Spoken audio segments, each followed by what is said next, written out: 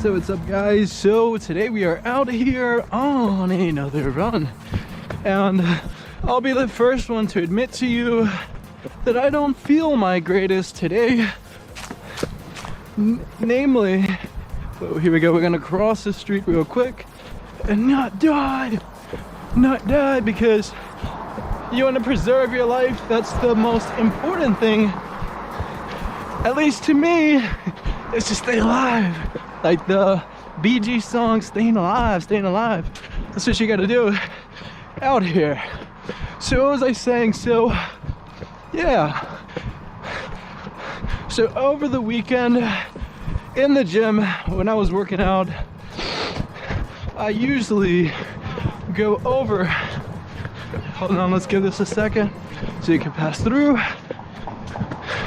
and we made it through. So yeah, so over the weekend I was doing a bit of traveling. I was up in Orlando and I went over and did my usual workout over in the gym, where you had my usual workout is a 2-hour workout, full body, hitting literally every muscle in the body for about 2.5 hours usually. Now if I'm in a rush it could be less than that, but generally that's the time frame that I keep it in. And during that time, well, afterwards, when I finish my workout, I go over to the punching bag and I hit that thing and let the rest of my energy go out towards it. Whew. And pretty much take it out on the bag and work on my fighting skills. Now what happened the other day when I was hitting the bag, I was hitting it normally, hitting my 1, 2, 3 combos. You already know the deal. But one thing I tried out on the big heavy bag was, because I wanted to improve my punching power, I want to have a really strong right hand, because I was watching a lot of UFC, a lot of Conor McGregor, a lot of knockouts, and what I wanted to do was get a really powerful punch. And when I applied that concept to the bag, at first I was hitting the bag really hard. I felt like a monster, like, yeah, I'm about to knock somebody out. I got this big powerful punch, you know. But in one of the punches that I threw onto that big heavy 100 or whatever pound bag, I threw a punch, and then suddenly, as soon as my hand made contact onto the bag, and namely that contact wasn't the ideal contact, because when you hit a bag you should be aiming for the same position, which is, here, I'll try to show you, should be right here on your knuckle, right between those, your pointer finger and your middle finger. And what ended up happening to me is that I hit the bag not with these 2 fingers, but actually the part of the palm of my hand. And you might be wondering how that happened. Well, you know, I thought about something that makes me really angry, and I took it out on that one punch. And I'll tell you this, I threw it super duper hard, but of course it was with improper form. So when you do things the wrong way and with bad form, you might be susceptible to injuries. So what ended up happening was, when I hit that bag, I felt a sudden rush of pain in my shoulder, and then from that I immediately knew, like, I had to stop. That was over for that. But I still kind of wanted to continue. You know, I was like, you know, this might be a little minor pain, and I still have the adrenaline of the workout going, the pre-workout's still in my system. I'm still ready. I'm still in mayhem mode. I still want to hit the bag. So I hit the bag a couple more times, but the pain, it kept growing and growing. And then it came to a point to where I had to stop. I had to tell myself, you know, you're getting hurt out here, you can't continue this. So in essence with that, you know, you got to know when to stop, know when things, you know, it's time to train and it's time to rest. And stubborn little me over here didn't realize that he was getting hurt. So with that, you know, once you feel the slightest bit of pain, unless it's like fatigue pain, and you can kind of tell the difference, you know, after you've been training for quite a bit, you know, those little pains in your legs or calves or whatever, that indicate to you that you're tired, you're about to get sore, which is good, you know, you want that.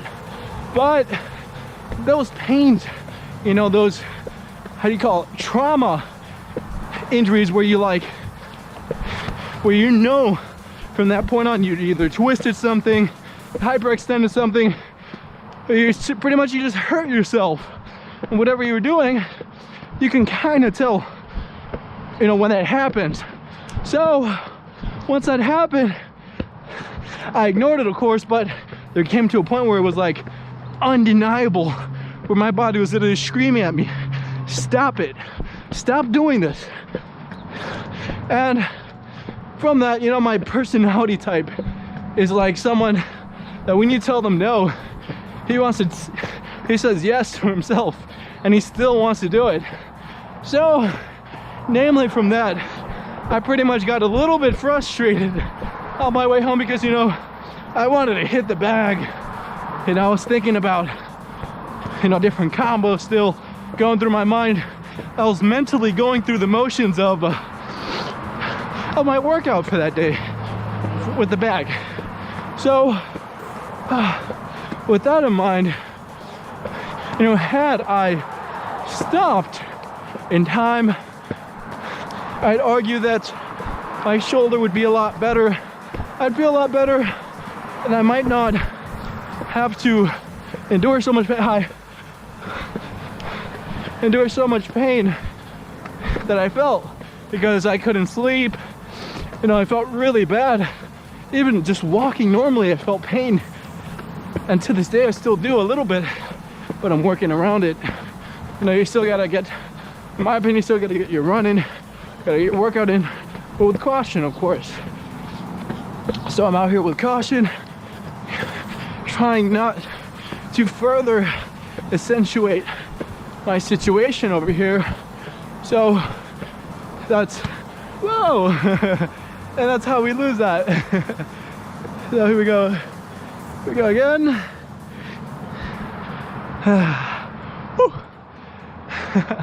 So we got a little bit of a nice cloud cover out here, because pretty obvious now that it's about to rain. And one thing is that I love the rain. It's almost like you're running and they're giving you sort of like a free shower or a free bath as you run. But I'll tell you this, I'll deal with the rain as long as it doesn't puddle up under my feet. And you know, the point where like everything's flooded and you're literally like walking through puddles and puddles of water, and it gets in your socks and your shoes, and it's disgusting. Now, I don't like that, but a little drizzle here now and then on top of your head, you know, as you're doing a nice little run or sprint, whatever, you know, as long as you don't have any makeup on, for you ladies, you should be fine. It won't ruin your day. Oh, and I've never been one, you know, believer of the idea of having a rain get you sick. Being out in the rain, you get a cold, you know, that common conception of that. I've never, you know, to my knowledge, ever gotten sick from being out in the rain, and I've been out here, you know, for a long time. As a former baseball player, there'd be times where it'd be raining and we'd be out there in the rain getting drenched and nothing happened. So I think that's kind of a myth for So just don't be afraid to be out in the rain. You know why? I've never been afraid of the rain, and I probably will continue to never be. So don't let that be an excuse to prevent you from working out or doing what you want to do within your day. So I think that's total BS. And one thing is that, you know, having these situations where it rains like this, it tells me, you know, it's especially important to be out running and improving yourself, because a lot of people aren't now. It's gonna further influence people from not doing what they know what they have to do, and it makes it even more important because it's gonna give you that further separation from your competition that essentially doesn't want to do that. And just knowing that may give you the needed motivation that you may need to go out and do a run or whatever you want to do. So with that in mind, it's quite important. So let's see out here. And that's not to mention that when it's sunny, things are looking great, that you shouldn't run or do whatever. No, but just realize that that's when the majority is out there doing that, and you still got to do it regardless. So just be aware of that, you know.